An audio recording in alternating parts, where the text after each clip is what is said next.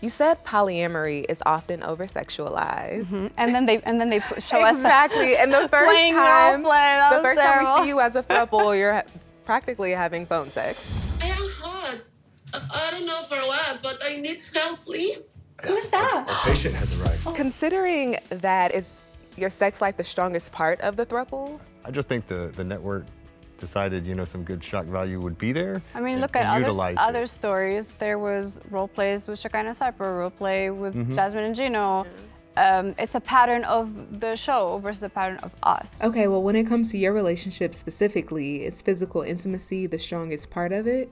It was at the beginning, but then like a few months after, it became part of the relationship, but not the only side of the relationship. As more and more we got to know each other. I would say it's normal to any relationship, like that is a driving force for you to even go out and meet someone, but as you meet them and get to know them, you start to care about them, and then something develops more than just sex. Yeah, I get that. It's all about bringing understanding to everybody watching. Do you feel like love is equally shared between the three of you? It's definitely not equal, but we talk about it, and it's just like a race. Sometimes me and Ani in here, Matt behind, Matt and Ani here, I'm behind, and we just keep even it out. It is a roller coaster, I'm not gonna lie. I know. It's not for the weak. It's not. I'm like, the first No. time I heard of your story, I said, this is proof that we're all wired differently. Yes. Because I could not. I hate feeling in competition with anybody. And I feel like in this situation, as you said, I don't see it as I'm in Look, competition. originally you but would that's think how that. I would feel. That's how I would see it, Gotcha. I So think- you're just wired. I think that's normal, actually. I Yeah. think it starts out like that, and I did see a little bit of that in the beginning, but slowly it just became about elevating the other person even more so than just a regular monogamous relationship. Yeah, we now get to the point actually of, like, if I feel someone's left out, we make sure the other person is included, actually. We lift each other up now, yeah. So tell me this, one-on-one relationships are tough to navigate. Sometimes you're feeling your partner, sometimes you're not. How do you, what are you doing? You're over there. Itchy, You're itchy? I mean, it just feels like a lot of work. Is it worth it? It's a lot of work, and I mean, at least for me, I would say with life, I said sometimes like, oh, there were moments I thought, is this really worth it? But I think that in my marriage and other relationships, I think it's normal to sometimes question everything, right? But there are moments like, I don't know if you're a mom or not, moms will understand this. Like, it's hard to be a mom. It's a lot of work, but those moments when your child lay on you and say, I love you, mommy, and you're like, oh, this is worth it. That's how I would compare got it great to. rewards. The good moments are really, really worth it. And I'm just asking this for more understanding. As I said, for instance, when I date a guy, it's hard for me to even entertain other guys. I don't have that emotional capacity. How do you have space for two people in your heart, genuinely? I grew up in a conservative culture where this one guy you marry and it's that one person you're with for the rest of your life, and I grew up to think that you only live one life, and it would be actually a waste of a life if you just have just one person. We're humans, I'd rather do it while my partner knows than for me to be checking out somebody or cheating behind his back. So there are a lot of beautiful people, and I would be lying to say if I don't admire them or I don't want to be with them or anything like that. So at least I think is that openness with a partner. So I do have room in my heart to take more than one person. Yeah. So, and if being bisexual, it's very even easier for me to have place in my heart to love a man and a woman. So is there a chance another man could join this situation? I don't think that's something that Matt would want. I want to respect his, decision. I mean, He's the main man. thanks. Oh, okay. Yeah. In the beginning, I would say that I was a little vulnerable to think that maybe there was something that I wasn't able to fulfill for her. The more we talked about it, the more we opened up to the idea together. I've always been honest about this, like throughout 10 years of our marriage, like there were times where, I did talk to other women and my husband felt left out, and he was like, you know what, like we need to look into doing this together. And it's not like we were actively looking, it just happened, but it's always about finding that right person who is okay with both parties. Yeah. Do you get tired of that person and want someone else eventually? How does that work? That's something Ani would say, like, Yeah. oh, what if you get tired of me one day? Do you see yourself growing old with Ani, the throuple, all of you three together? Can you envision the future of you're 60, 70, sex is off the table at this point? Not off the table, but you know, it's not in front of your mind. Do you see yourselves together still? We're past the phase of just sex. We've already done family stuff together. And actually, I look at family different now.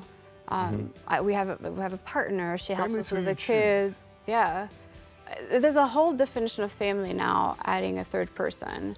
I wish I could show it to you guys visually, maybe in the future, but. Well, I want to talk about the kids. Yeah. You have 2 daughters. And that's hard because I see a lot of comments like, I know. oh, how, like, your kid's gonna need therapy, like all this nasty things, like you're a Definitely. bad What parent. What people don't see is I'm a very active father. I'm in my children's life every day. Yeah. And I mean, I only take the feedback, most importantly, from my children. Got it. So they are my number one, you know, and I've talked to them, I see their actions, they see my actions. Yeah. We both are parents. Ani has kids as well, and Right. both, for all of us, a priority are the kids.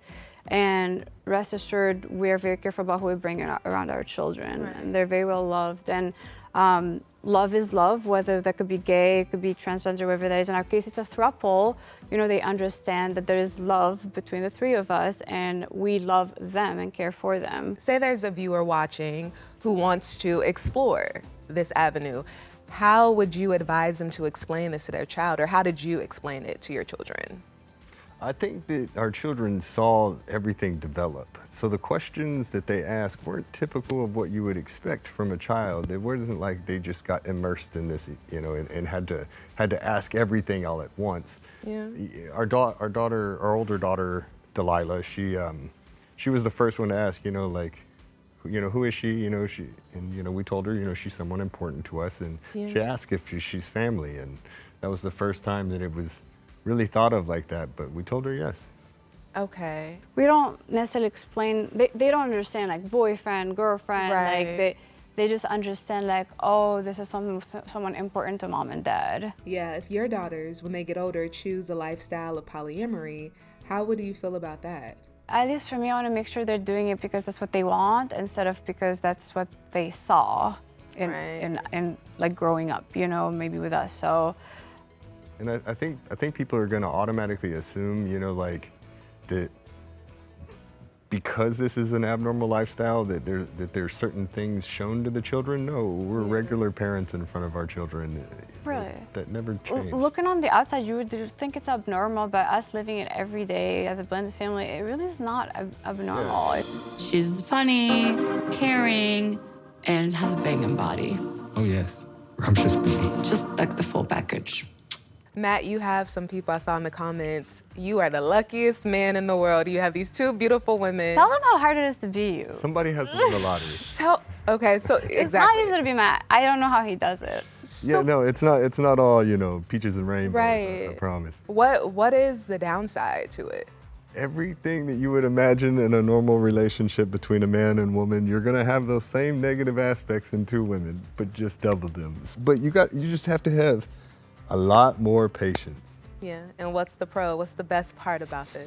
The best part about it is I kind of mentioned that earlier. You know, I feel like I'm always being elevated. If I'm underperforming, underachieving, I'm told no. You know, like, you know, push to We the push limit. him to Yeah, be a better definitely. person. And I think And I feel it. I feel like a better person. I really do. in our situation, at least, Anya has things that I don't have, some qualities that I don't have. She's stern in vice a way, versa. in a way that's motherly. Yeah.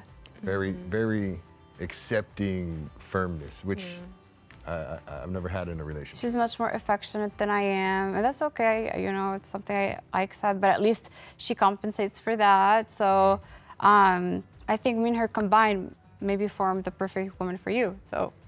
Yeah, absolutely. Is there like some sort of agreement, unspoken agreement between you 2 that you can't leave each other? Because you have some viewers who think that you and Ani have a really strong connection, and if you 2 decide to get a divorce and bring Ani to the States, Amani and Ani are gonna run off together and leave Matt high and dry. Well, I guess then I'd be lined up for the single life or That's something. always a risk. I'll have to figure it out, I guess. Yeah. That's, But I mean, that's yeah, always yeah. a risk in That's a always a risk polyamorous relationship. In any relationship. That's in true. any relationship. Yeah. I grew up in Tunisia. It's very male-dominated culture, very religious. I want to touch on this briefly. You grew up in a strict environment. Do you feel like that played a role in you wanting to explore polyamory? I know Absolutely. it did. Yeah, it did. And I did the years of therapy to, I guess, come in peace with this. But when I immigrated to America, I never left my home country. You know, I was very sheltered. I felt like I had like a bucket list that I had to catch up on in life. And that's how I started experimenting with women and all these tattoos that I have now. And all, you know, I was just like, okay, I'm gonna go rebellious and do all these things. It definitely was a big part of that. I think I just realized when I started experimenting with women very early at the age of like, I guess 18, that I really like this, and explains a lot of the things I've done in my childhood, like me trying to look at like, you know, when women are changing, or my classmates, like, you know, their clothes or their body. So it explained a lot of things to me. But and as I started my serious relationship with Matt throughout the years, I felt I wasn't 100% like, complete. And I couldn't tell him that for many years. Yeah, but I still watched you struggle with it. You know? Yeah.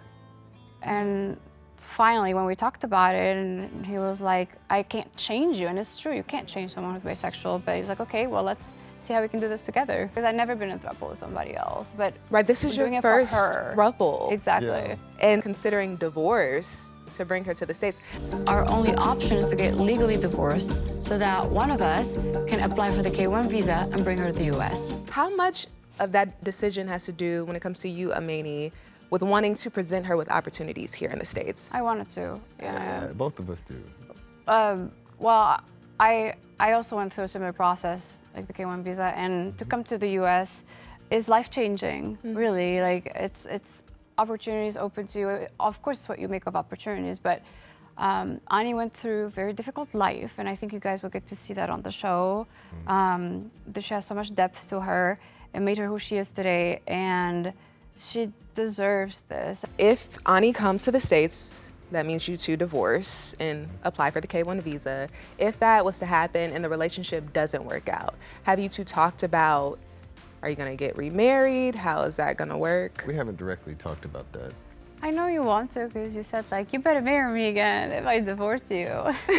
I mean, eventually. I mean, do I want to die married to this woman? Oh yeah, you know, she's the first true love of my life. But does that mean that, you know, like, that Ani deserves any less? Absolutely not. You know, absolutely not. We'll work that out when we get there. It's really just the insecurities of what is this gonna be like, is the things that drive those questions. And you know, like, so far I've been nothing but welcomed. My wife knows the same. It's been a beautiful process. I'm not feeling too insecure about it. Taking it day by Well, day. she's gonna have to marry one of us. She can't marry both of us. Yeah. So you guys have to It is watch what it and is. see who she, Yeah. who it's It is gonna what it be. is. So.